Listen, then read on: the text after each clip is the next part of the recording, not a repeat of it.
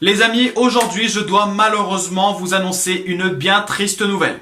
En effet, en ce début d'année 2018, j'ai pris la lourde décision de arrêter une série.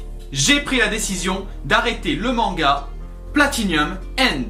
Le manga Platinum End était un manga dans lequel j'avais beaucoup d'espoir puisque c'était une série qui paraissait prometteuse, déjà parce que ça a été fait par Takeshi Obata et Tsugumi Oba, ceux qui ont fait donc Death Note. Il y avait un scénario qui me paraissait innovant, qui me paraissait prometteur, de superbes dessins, des personnages qui paraissaient être très intéressants, surtout dans le premier tome, donc j'avais vraiment énormément d'espoir en cette série.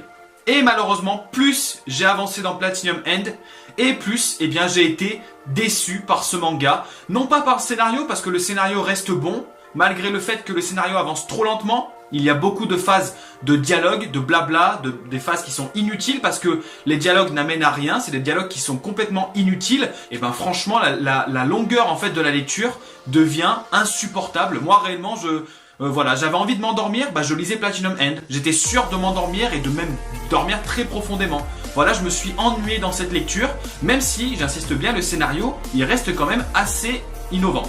Les dessins, eux, ils étaient bons dans le premier tome et ils restent bons jusqu'au 7e tome, ça, il n'y a pas de problème.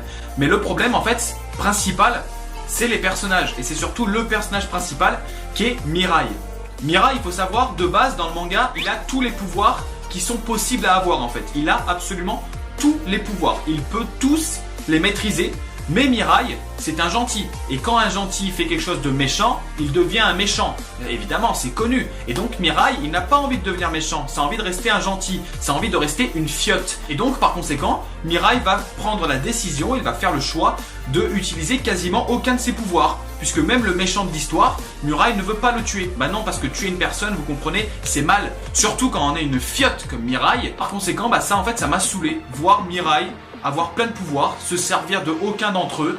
Voilà, c'était chiant à lire. Réellement, c'était chiant à lire. Je me suis ennuyé. Il y a plein de passages, mais c'est nul.